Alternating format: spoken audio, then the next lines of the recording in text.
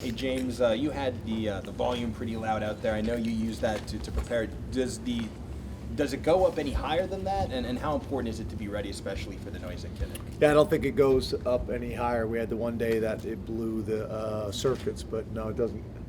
I want it to be louder than it will be in a stadium, so you know, I don't think it goes any louder. We got two different units. We got the one on the sideline, and then we got another one doing crowd noise out on the field. So obviously trying to get prepared for it so we can handle it like we did at Maryland and be comfortable and know what to expect. You ever get tired of Phil Collins? No, that's part of our, we're routine around here, and that's just part of our routine.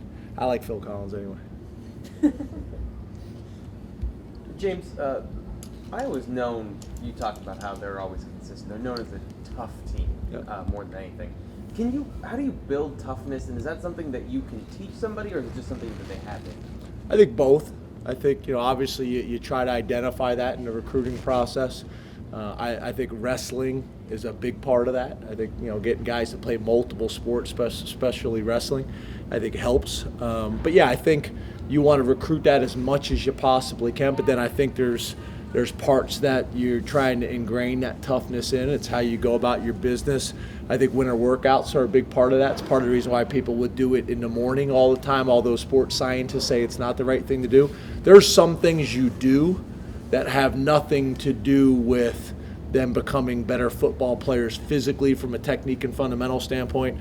Doesn't make them faster. There's some things where you're just trying to create a mentality.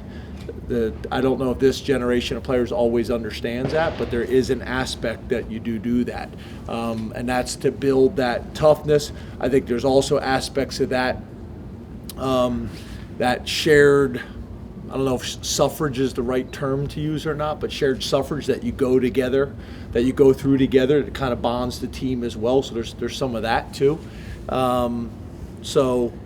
Yeah, I think it's obviously something that you want to attract and you want to recruit, but I do think it's a teachable trait, teachable skill to a degree. James, how has Pat Fryermuth dealt with the extra attention he's kind of been seeing defensively, and what is the next step in his development moving forward? Yeah, I think Bowers is doing a great job. I think there's also an aspect that Pat is getting attention, which is opening opportunities up for Bowers. I think it's the same way kind of throughout our offense with wide receivers complementing each other, with tight ends complementing each other, with the run game complementing the pass game, so on and so forth. But he's doing a really nice job. We're very pleased with him. I think he's going to continue to make plays in the passing game. I think both of them are physical run game guys. I think they can be a little bit more. There's times where you see them being intimidating blockers and having a tremendous presence out there. I think they can do that a little bit more consistently. But no, I'm very pleased with where Pat's at and really where Bowers is at. I think we got a really good 1-2 punch right now. James, Bowers is kind of having a moment. I think the last couple of games he's doubled his career totals before get to this point. How rewarding is it for you in today's day and age of college football for a guy to stick it out year 5 on campus and have this kind of payoff? Yeah, and his ego's just exploded right now. I've been giving him a hard time, but he's been great. It is. I think it's really good for your program. I think it's really good for your heart and soul to see guys like that have done everything right, and whether it's things outside of their control, whether it's injuries, whether it's depth chart, whatever it is, to see a guy like that just kind of kept grinding, stayed positive, unbelievable support from his family. They're out here at practice all the time. So to see him really having an opportunity to make a more significant impact on the field. He's been making a big impact here really since he arrived here as a teammate and the type of guy he's been, but for it to translate onto the field is pretty cool. What are the strategic keys to winning in the Big Ten consistently? Is that just personnel? Is it matchups, wrinkles? I mean, why have you been able to do it at this level? Well, I think your point is a good one. I think we talk about it a lot in terms of winning traits and winning characteristics that have really stood the test at times. There's a lot of college football programs out there that are going to beat themselves. I think that's the first thing you have to do as a program is teach your program what those things are and how to avoid them. And then after that, it comes down to the programs that are left and how fundamentally sound they are. Is there a strategic advantage from a scheme standpoint? Yes. Is some weeks, is that magnified compared to others where you're just a better physical matchup for a certain opponent, or whether your scheme is a problem for that opponent? A lot of it is based on what offense and defense they run and what they see in practice every single day and what they're used to defending. I think that factors into it. And then obviously talent.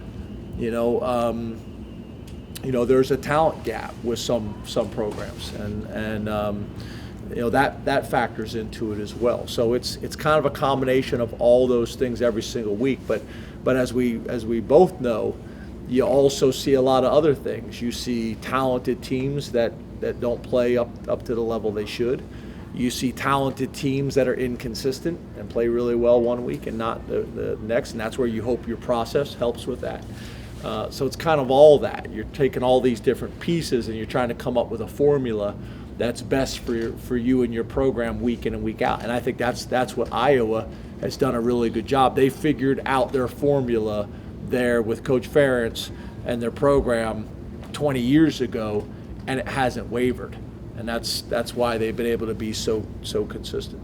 How would you describe Sean Clifford's personality, maybe even just away from football, and do you think maybe people are drawn to him? What might that be? He's a fiery guy. He's a guy that has fun. Whether it's at practice, whether it's in meetings, he's got a maturity to him where he knows when's the appropriate time to have fun, when's the appropriate time to lock in and be serious and take notes. He's wired like the way you want a quarterback to be wired. Was raised extremely well from his parents. He was raised really well from a coaching perspective from his high school type of program he came from, winning program. I think that helps as well. I think his time in our program has been valuable, on our strength staff and with the previous quarterbacks and all of that.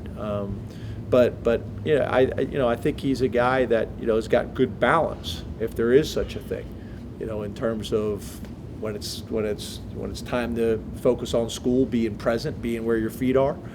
When it's time to be in Lash or out here on the practice field, to do that, and when he has an opportunity to go out with the guys and be one of the guys, and he does that too. So I think he's kind of in a good place right now and kind of finding his balance here at Penn State and when and what's appropriate. James, some of your players have spoken this week about the sports psychology aspect of things and kind of talking about all these resources that you guys have.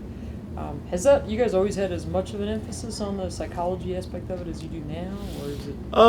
I think it's like anything else. It's we've had it for the last couple of years, but I think it's like anything else. As you build trust with those people and build a rapport, not only with us to them, but also them understanding our team. Even the sports scientists, most of them are European. Most of them have an Olympic sports background.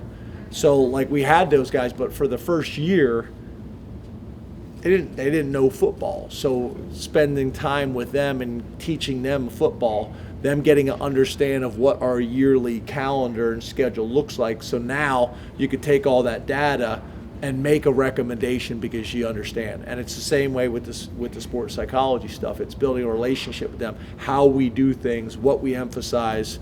Then you're able to get good feedback and it becomes valuable. Time for two more. Jay, we're going to get Ricky Ronnie on the phone tomorrow. What sold you on him years back, and over the course of your time together, what are some of the strengths you've seen him really develop that maybe weren't necessarily there initially?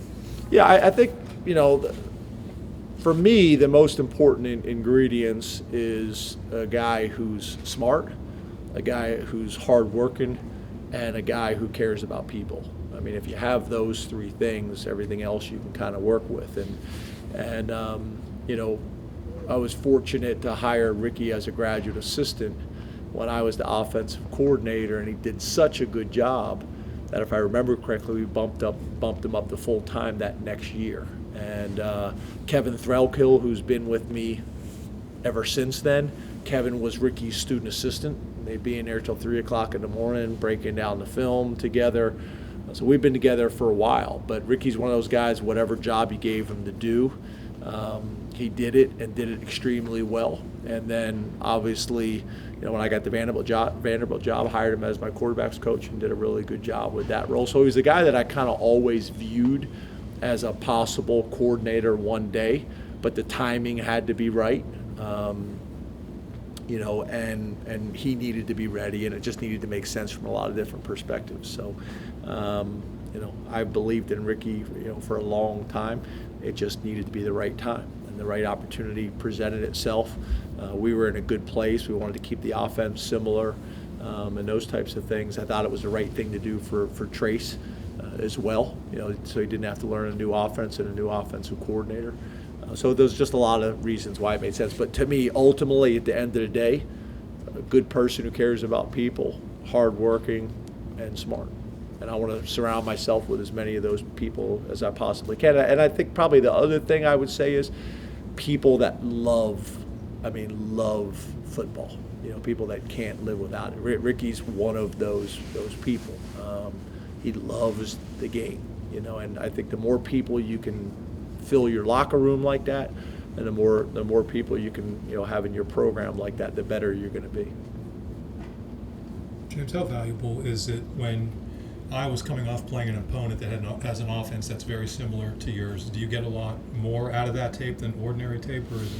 Yeah, I think whenever you're breaking down an opponent, you want to break down similar type teams. I think they also played Mississippi State, in a bowl game. So those types of games where whether it's the same offense or whether it's a spread offense or similar. Obviously, if they played Army or Navy last week, you're not even going to use that game. You throw it out and you just go to it because it's useless for us. So that's what you're trying to do defensively. You're trying to break down what are the 4 most recent games that ran a similar defense to us? What are the 4 most recent games that are the most valuable that ran a similar offense to us? And you try to use those. Obviously, as the season goes on, you got more flexibility to do that. Thank you, Coach. Thanks, guys. Have a